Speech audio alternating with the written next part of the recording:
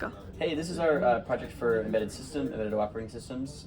This is our smart lock safe device.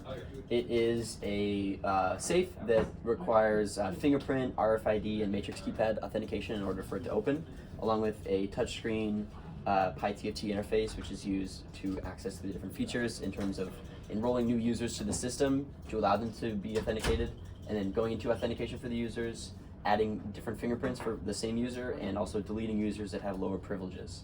So now we'll do a demo carried out by teacher.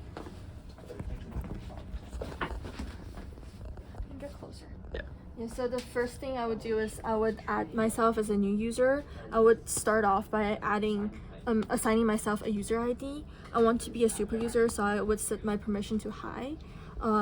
Because I'm a super user, I need to do authentication with an RFID card. So this is enrolling it, and I would put in my 4-digit password. I need to enter it twice to make sure they match before the system stores it. And then I would put on my fingerprint and store in the system. So you see it gets templated once. I need to remove my finger, do it again, so the sensor can do a pattern matching and store it in its own system. So a model is stored, and I'm now enrolled in as a user. Now let me do the authentication. I put in my user ID. I just put in, authenticate my fingerprint. Okay, it works. And then I would enter my 4-digit password.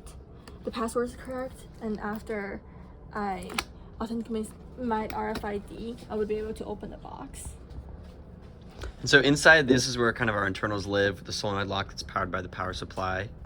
And yeah, and then once it's closed, you see the lock kind of opens like this, so it can close through the door, and this tab prevents it from going inwards and prevent it from being pulling outwards again. Thanks.